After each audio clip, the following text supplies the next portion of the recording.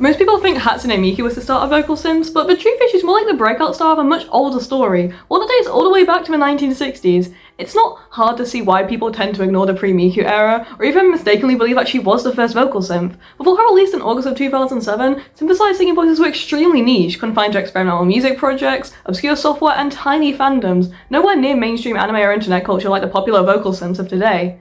Miku was the character that would change that. Plus, she didn't just popularise vocal synths, she became a sort of internet icon, inspiring a legacy of music, art, memes, and an intense fan culture that is stronger than ever even 18 years after her initial release. But Miku didn't just appear out of nowhere. Vocaloid technology had already existed for years before her. The very first voices, Leon and Lola, were released in 2004. The same year saw Mako, followed by Kaito in 2006, both of them now a part of the main Kryptonloids, standing beside Miku on stage and in merchandise, as you can see on the shirt that I've got on here. Yet, in spite of their technical achievements, they never managed to reach the mainstream in the same way that Miku did.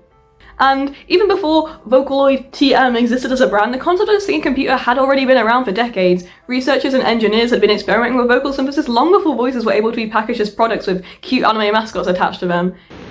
Who saw you? She saw me. Whom did she see? She saw me. These early attempts were, by modern standards, technologically crude, a bit uncanny, and acted more as a novelty than a genuinely useful musical tool. Still, they laid the groundwork for everything that would come afterwards. The very first of these attempts happened back in 1961, when an IBM 7094 mainframe computer performed a robotic rendition of Daisy Bell, or Bicycle Built for Two. It sounds primitive now, especially when compared to the smooth, lifelike vocals of Synthy AI, but at the time it was revolutionary. This moment marked the very first time a computer had sung, and would leave a long legacy in both pop culture and technology, tracing a line across the decades all the way to the vocal synth characters we know today. In the early 1960s, the best computers weren't personal devices, they were massive mechanical beasts, room-sized mainframes that built entire labs run by punch cards and magnetic tape reels. Purchasing an IBM 7094 computer would typically cost you $3 million, the equivalent of around $30 million today. So it's not surprising that they were almost exclusively owned by government departments, universities, or research labs. Only a few hundred were ever made, and they were used for cutting-edge science, not sitting in homes or offices. The IBM 7094 in particular was at the forefront of Cold War science. It was incorporated into the US Air Force Ballistic Missile Early Warning System, tracking potential nuclear threats, and it played a role in NASA's Gemini and Apollo space programs. It could perform about 250,000 additions or subtractions per second, unfathomably fast at the time, even if it only had a core memory of 150 kilobytes, which is enough to manage a few Word documents today. These machines weren't seen as creative tools. They were some of the most powerful and expensive tech on the planet, built with serious calculation, aerospace projects, weapons research, cryptography, managing vast quantities of engineering data. In some ways, they embodied this Cold War ideal of raw logic and brute force computation, this hulking symbol of science stripped of any humanity. But not everywhere saw these computers as purely calculation tools. One of the leading forces of computing innovation was Bell Labs in New Jersey. It's the birthplace of a ridiculous amount of groundbreaking inventions, and is directly responsible for the technology-driven world we live in, the backbone of modern telecommunications and infrastructure. Every single person watching this video has benefited from their work. Among other breakthroughs, they invented the first transistor, which is essential to modern electronics, developed the first laser, the first digital signal processor, the first practical solar cell, and the first fiber optic communication system. Bell Labs scientists were also the first to discover cosmic microwave background radiation, one of the most vital pieces of evidence supporting the Big Bang Theory.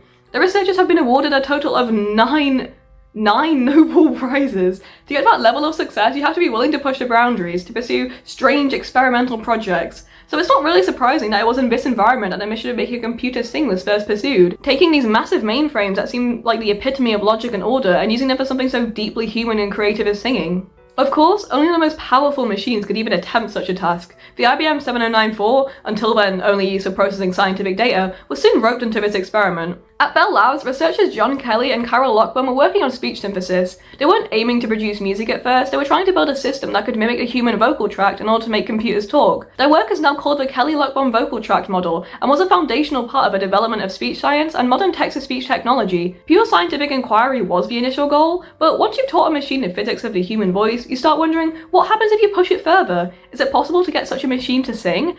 And that question led to one of the most unusual and historically significant experiments in music technology, programming the IBM 7094 to perform a song. And to be clear, this is not with samples, not with recordings, but a fully synthesized computer voice. Next, the team needed a tune for their experiment, one that was simple enough for the computer to handle, well-known to audiences, and no longer protected by copyright to avoid any legal headaches. They landed on Daisy Bell, a Victorian-era music hall song written in 1892. It's a sweet little love song, but not the most obvious choice for a computer to sing. You'd perhaps expect something with a theme linked to technology or progress. Some have even speculated by title itself, Daisy Bell, might have had a subtle appeal for Bell Labs researchers, a kind of inside joke, tying the project back to the institution that made it possible. The vocal line was programmed by Kelly and Lockbaum, while Max Matthews, who had created music, the first widely used program for sound generation, composed a backing track of synthesized accompaniment. Real-time listening wasn't possible in 1961, so Matthews had to record an hour of raw machine output and then speed it up on tape to produce just 17 seconds of usable melody. And just like that, the first singing computer was heard. Daisy, Daisy,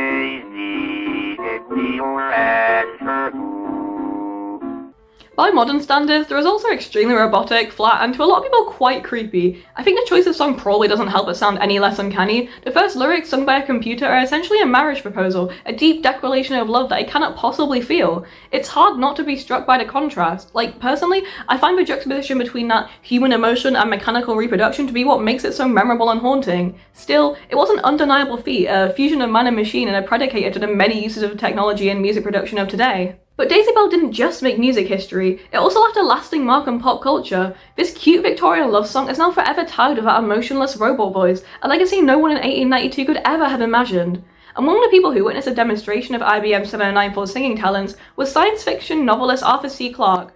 He was coincidentally visiting his friend, engineer and fellow author John R. Pierce at Bell Labs. Clarke was so struck by the performance that he later incorporated it into the storyline of his collaboration with Stanley Kubrick in 2001, A Space Odyssey, becoming a part of one of the most memorable scenes ever put to screen. The song is featured at the climax of the film, where astronaut Dave Bowman was shut down the dangerous HAL 9000, the ship's artificial intelligence, who is responsible for the murder of his crewmates.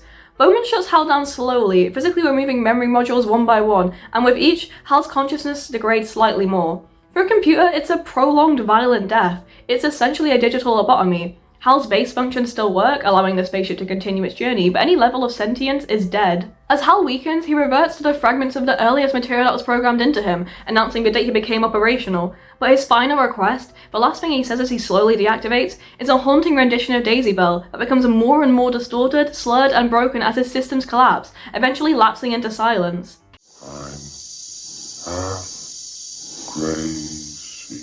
It's a chilling moment, and one that becomes even more impactful when the origin of the song is known. HAL has reverted back to the most basic, primitive fundamentals of computer technology, and eventually becomes so broken it can't even do that anymore. A computer's first attempt at music becomes his last words, a cyclical gesture that underscores that this is not simply the end of HAL's life, like death is for a human, but a slow degeneration all the way back to his birth, the most base memory of machine music. The irony of the lyrics is also really striking in this scene. HAL, a cold, ruthlessly logical computer, sings of love, marriage, human companionships, things he could never experience.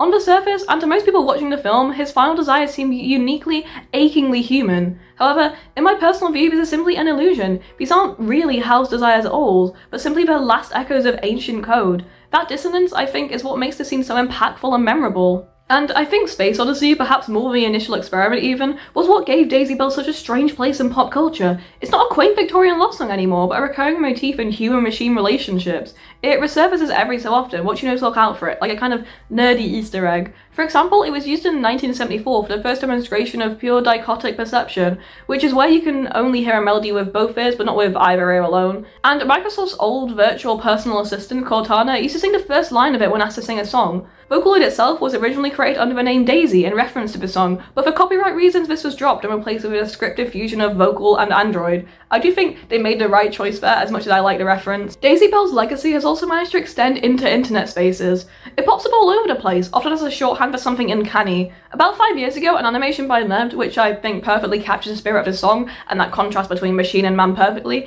to the song went viral and the audio became popular, especially for usage in a lot of horror content. Of course, it's also known to a lot of Vocaloid fans. There's a ton of covers using different vocal synths, duets pairing Miku with the IBM 7094, and remixes that reimagine the song with modern synths. Some fans even refer to the 7094 as Hatsune Miku's granddad, and honestly, it really fits. I find it sweet to hear them singing together. That's how I first became aware of the song, and why I've never really been able to find it that creepy. I can't help but imagine a kind of old man computer singing it to his descendants.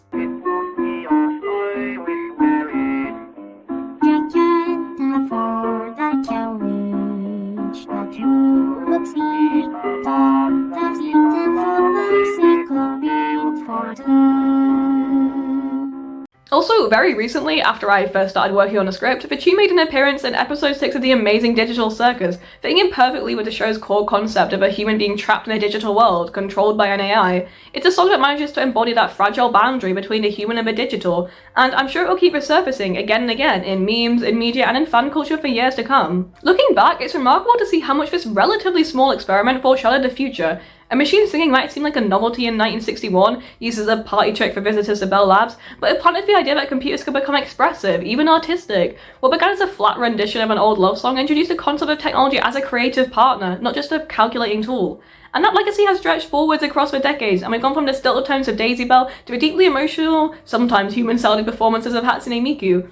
And just as Bell Labs once played Daisy Bells to impress visitors, Miku now performs to thousands and thousands of fans in arenas worldwide. Technology has really found its own voice. And while it may not quite sing in the same way, the IBM 7094 is a fully synthesized voice, whereas Miku samples the human voice. They're undoubtedly connected. It is tempting to see Miku and other vocal synths as a clean break from older examples of vocal synthesis, a totally new phenomenon with its roots deep in anime and internet culture. But really, they're a continuation of a much older story, a story of humans teaching computers to sing, and in the process reshaping what music and creativity can be. And whilst most vocal synths do use human samples, they still embody that idea in the modern day. How slurred, dying words in Space Odyssey remind us of how uncanny and unsettling that union of man and machine can be, whereas Miku represents the opposite as a symbol of pure human creativity, allowing anyone to create music. From the IBM 7094 to Vocaloid, machines haven't just been tools of logic and science, they've been given a voice. And that's why IBM 7094's iconic rendition of Daisy Bell still echoes across our culture more than 60 years later.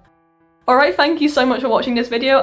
Please comment, like, subscribe, do all those things, but especially comment. They're my favourite part of making these videos. I really like reading them, I really like hearing what people have to say, and I think that's it from me.